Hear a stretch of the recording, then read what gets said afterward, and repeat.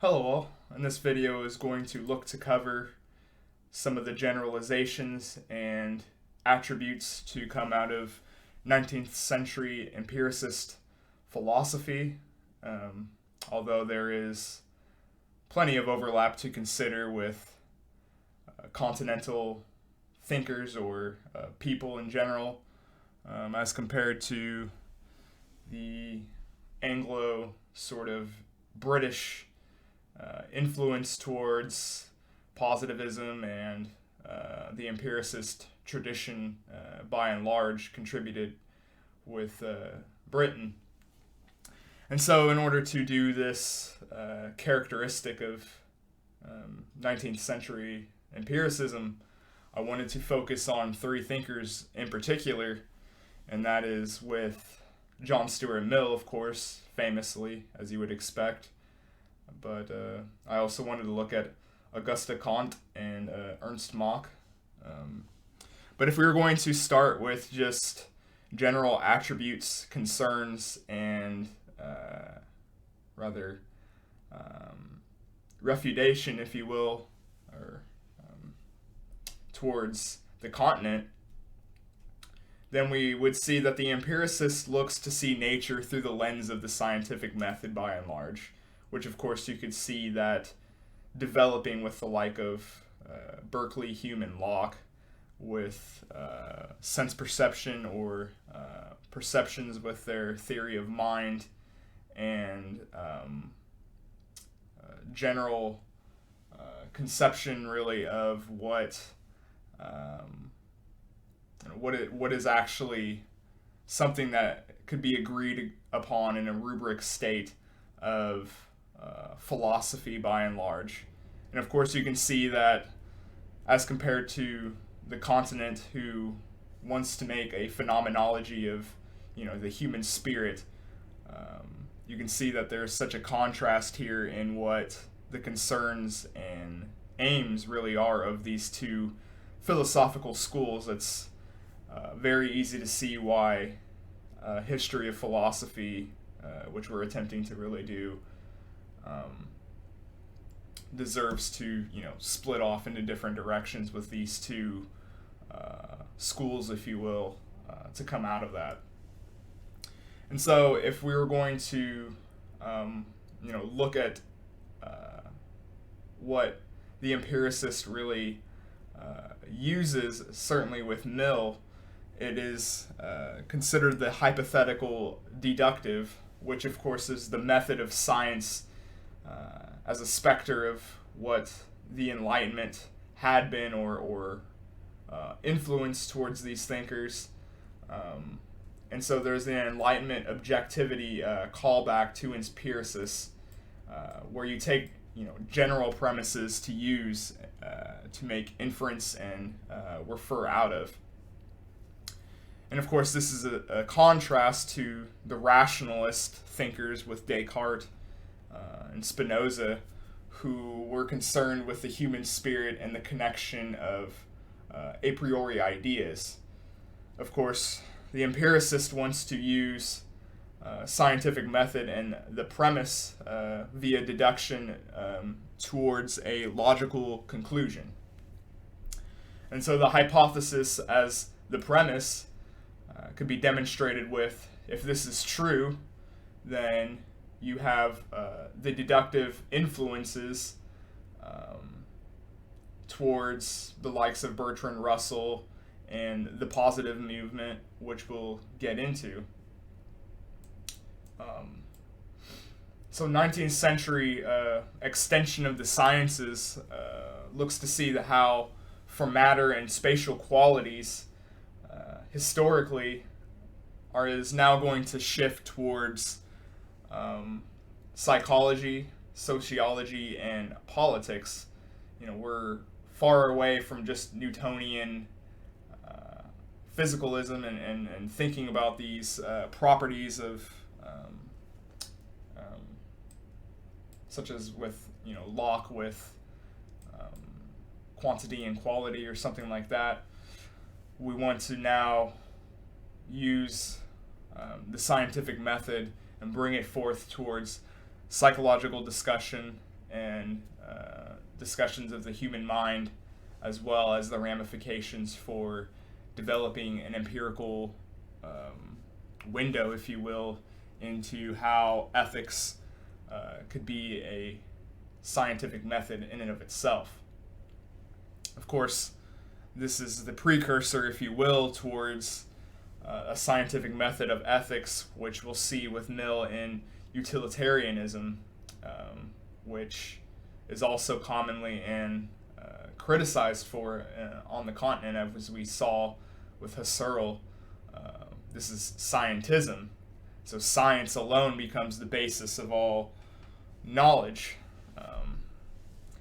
For Husserl, of course, Husserl saw that the only real foundations that could come out of not using his phenomenological method would be psychology being the bedrock, that our beliefs and values are psychologically dependent, and thus the explanation, while you've relativized what mathematical or hard proof actually could be, since it's just simply embedded into our different cognitions of personality types or something like that.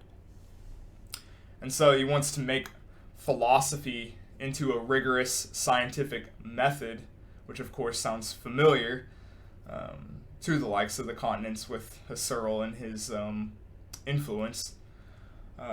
So one of the main terms, of course, is phenomenalism, which is the anti-realist or anti-metaphysics of all that we can know under scientific method is through the phenomenal distinction between phenomenon and noumena. We can't have ultimate knowledge, but we can use the appearances as they appear to us as human beings to use in a scientific way or a methodology to come out of that. So while we don't have access or empirical proof to an ultimate reality, this is the example of Bradley with his appearance and reality. So it's the positivist notion that we all can examine appearance as opposed to an ultimate reality or ultimate metaphysical truth. And so Mill, of course, steps in with his theory of mind as a reflection of a permanent state of perceptions. So we don't have immediate empirical input of mind beyond just a speculative metaphysical stance with Descartes, but we can hypothetically deduce that in an empirical fashion, since we have a mind and a body, we will have these permanent sensations as long as we have access to it. And so we have the permanent sensations of the future, just as matter is the phenomenalist view of what matter does as opposed to what matter actually is in a noumenal sense. So we don't actually, perhaps know what matter, truly is, but we know how matter functions in our perception, in our phenomenalist way. And so that is, a rough summation of what Mill is going to set up with his theory of mind and perception by and large, through using that deduction, if you will, of a hypothetical to say that there's a permanence towards these perceptions, which is of course a step away from Hume in a way. Hume was saying that the mind as is, you just have that sort of immanence of these perceptions in a bundled way in the present state. But Mill says that, we actually can, in a hypothetical way, as long as it's deemed possible, can be able to trace back to the past, of course, with past perceptions, and build sort of habits in that Hume sense into the future by using that empirical input from the present state. But we'll get more into Mill and, of course, his social theory later. I wanted to talk about Auguste Comte, though, with his three stages of thought, or the three stages of life. He kind of uses it in a way to show, the religious thought is the sort of adolescence, if you will, and the scientific method is, the mature state of man. And so he has his three stages, as well as the unity of science, which is pretty interesting, that I'll get into. And so the three stages is science generalized, if you will, into three stages, with the religious stage to the speculation stage, then to the scientific stage. So you have the imaginative religious stage, or the adolescent, again, where you have this stage of myth, or fetishization, if you will. And so he uses the example of the divine right of kings, or the notion of divinity. There's no empirical basis on this. This is simply the status of myth. And then this, of course, converges into scholasticism, really, in a way, with speculation.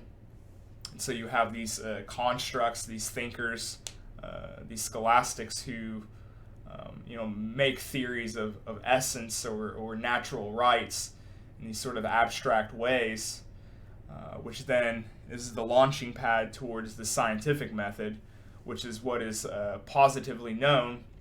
So the general covering law, empirical generalization that covers all grounds used to make predictions of the future. So in the positive stage, he is anticipating what is going to become sociology, which is the study of social changes, and how revolutions, or a change of the mind. There is a sort of sense of presenting this in a sort of conscious structure that Gebser does, but of course this isn't metaphysics, or metaphysical thinking, if you will. It's much more in a state of just looking at history and just attributing different epochs, if you will, towards how the sciences would develop. Gebser, of course, does this with mythic consciousness, and the integral consciousness, and the different stages in history, in that sort of sense. So there is a little hint of that in here. But if we were going to talk about his unity of science, and so science essentially follows the same methodology, which of course was very influential to John Dewey, as we saw with his reconstruction, with a sort of united methodology. And so basically for Comte, he's trying to say that there is a hierarchical arrangement of sciences based on the sequences of the complexity in their epoch, if you will, or their time of day. And so based off of the complexity, you're just, building onto these generalizations as you go through history. And so knowledge builds out of that way, such as sociology is going to build out of psychology, which was built out of biology, which was built out of chemistry, which builds on to physics. And physics, of course, came from mathematical input. He's saying that, as science moves on, the complexity of these fields, these united fields, if you will, continue to change and complexify in order to make any sort of scientific account. So Comte wants a methodological naturalism, which we see taken up with John Dewey. And so he's confining that within, whether it's the positivist movement or Reconstruction, based off of that empirical input. But that's Comte. And now we're going to look at John Stuart Mill and the hypothetical deductive. And so if we're going to talk about Mill is, probably the most radical of all the empiricists, simply because he claims that, things like mathematics and analytical truths, which was a big discussion, of course, with the likes of Hume, are an empirical hypothesis. And so the first principles of psychological generalization, which of course was what Husserl was fearing in his critiques, Mill rejects the intuition or self-evidence of the innateness. And so he's turning away from metaphysics. He doesn't want to do any sort of metaphysical speculation. He takes on the likes of Scottish realists who, said that there was self-evidence, given by God because of what is, directly apprehended in front of us. And so he's changing it into a positivist hypothetical of generalizations towards an epistemology. So Mill argues that a syllogism of deductive principles from inference connect to, the laws of logic, which are generalized. And so, he's taking on that Baconian sense of induction and deductive, but making his own sort of categories to catch it up to the 19th century. So inductive reasoning, presupposes the uniformity of nature. Mill says that this is the broadest empirical generalization or hypothesis of all within humans. And since this is connected to the laws of logic, you can have a sort of empirical way of presenting this as opposed to a metaphysical speculation. And so he wants to focus in, through this with the science of human nature. So when asked about the nature of matter, matter has empirical reference to its permanence of possible sensation for human beings, whereas the existence of mind is the permanent possibility of reflection, just as existence of the body has the possibility for sensation. You can use that to make these generalizations in that empirical sense for Mill. So there is the similarities to Hume's view of the mind as a bundle of perceptions. Mill says that these are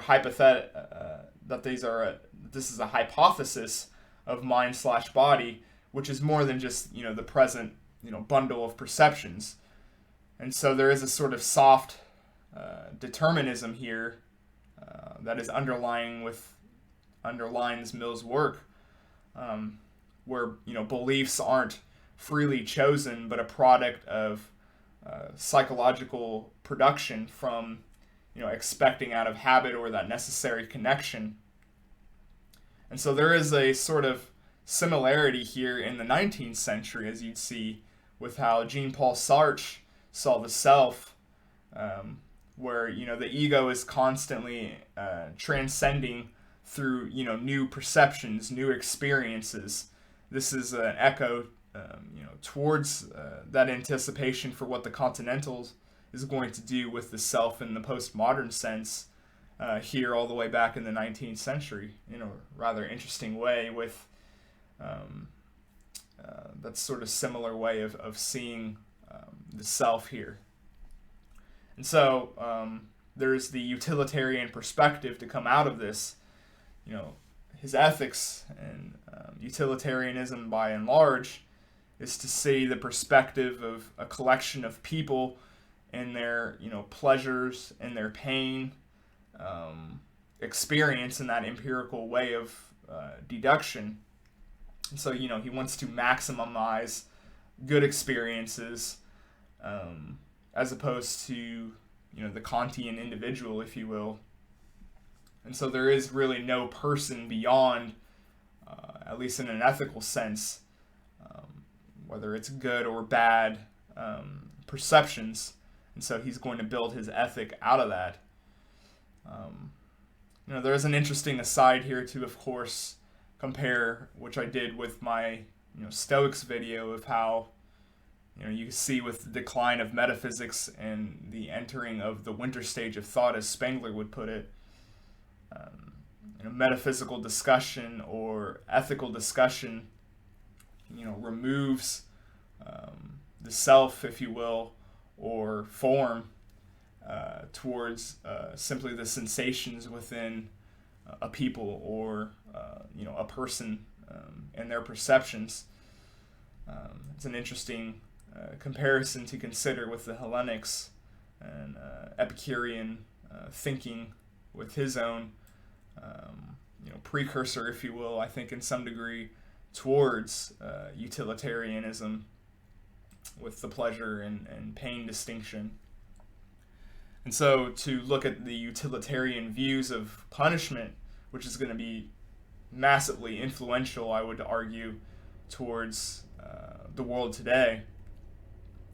If we looked at punishment from Bentham's perspective, we are providing punishment for the reformation of the criminal. Everyone can be reformed. Everyone, has the ability to,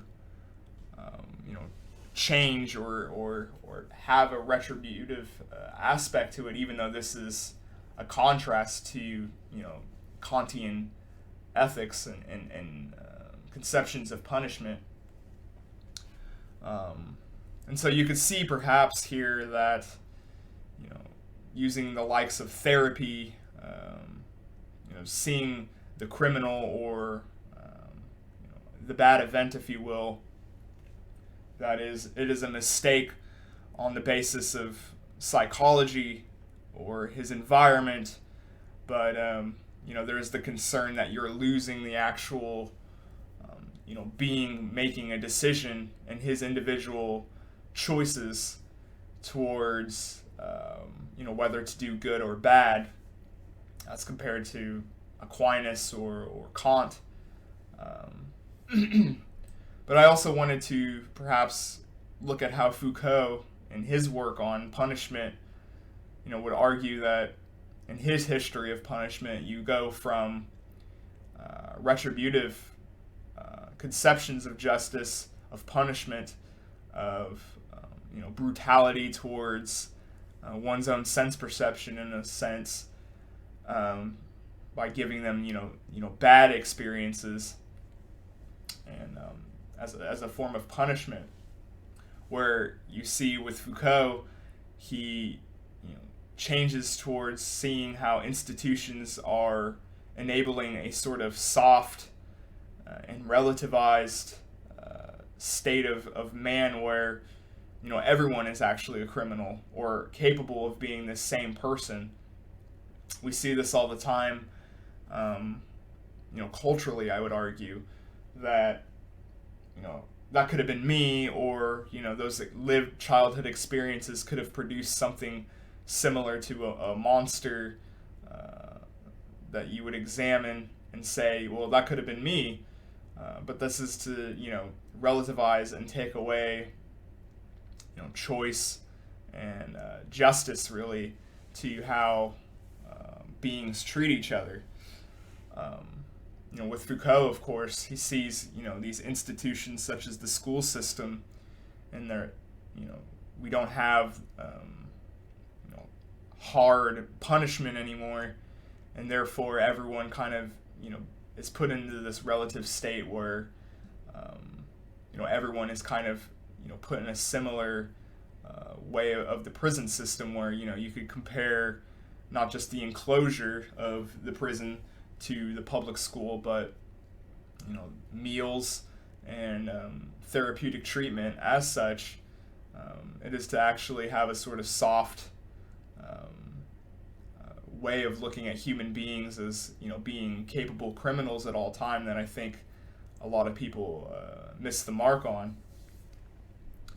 And so one of the questions you could ask is, does this sort of therapeutic way of seeing justice, by and large, remove individuality or responsibility within an ethic, And so humanity becomes lost insofar that we are victims or cogs simply to environmental factors to be accountable for.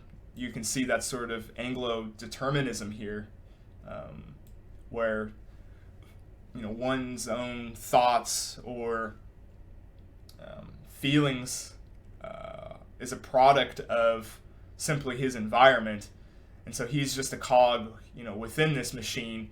He doesn't actually have anything to really offer up that's different from what these environmental factors that were put into your experiences that made you who you are and how you think on a psychological basis.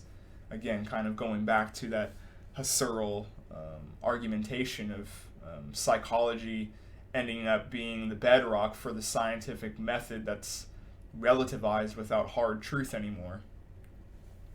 And so Mill wants to alleviate this and say yes to the will or choices, but of course he denies that these internal causes do in fact form a sort of determinism of how your choices are going to appear to you, or your perception of choices. He has a compatibilism or soft determinism of free will that comes out, of course, of those internal cognition within an environment. And so human beings, in a purely empirical fashion, leads to this sort of psychological explanation through physical sense data or the reflection of mind through memory. And so that really is a summation of Mill's ethics and influence towards, I would argue, punishment and criminality today, and how we see it through the likes of therapy. We see culturally all the time people assert that everyone actually needs therapy now. It's not just simply something used to rehabilitate someone, perhaps with a harsh childhood or a mental defect, but now everyone can claim to gain something out of therapy, which of course is interesting to look back at when we looked at Foucault a couple minutes ago with that sort of soft punishment, which actually relativizes everyone into a criminal. But as promised, I wanted to finish with Ernst Mach, who was an Austrian physicist who looked at sensationalism. And so the way he looks at sensationalism is to analyze every object of experience into the sense qualities that are observed. So he has a scientific theory, really, which describes relationships between different sense data. For him, this is what the sciences actually are, or is to look at all these different ways on a phenomenalist basis, if you will, of how objects and their qualities are in comparison and contrasting them in descriptions of this sort of data. So he has an instrumentalist view, which is of course going to be influential to American philosophy with the likes of Dewey, where you have the scientific theory as a sort of instrument for a practical nature, rather than constructing metaphysical bits of knowledge or having them scattered all over the place. He wants to look at the instrumentation of them and how they can be applicable towards the likes of technology, towards life by and large, or experience.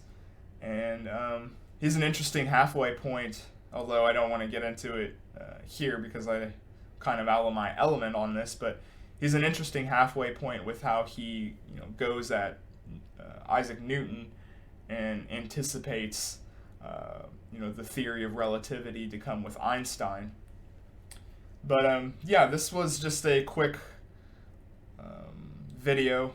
I think it's about 30 minutes on the different attributes of empirical thinking within the 19th century and to look at three thinkers in particular, of course, mainly with Mill, and how it influences us today in anticipation for logical positivism, which we'll get into in future videos. But yeah, you guys know the drill. Like, comment, subscribe, and I hope you guys enjoyed this video. And I'm looking forward to talking more about empiricist thought and philosophy in general. But yeah, thanks for watching.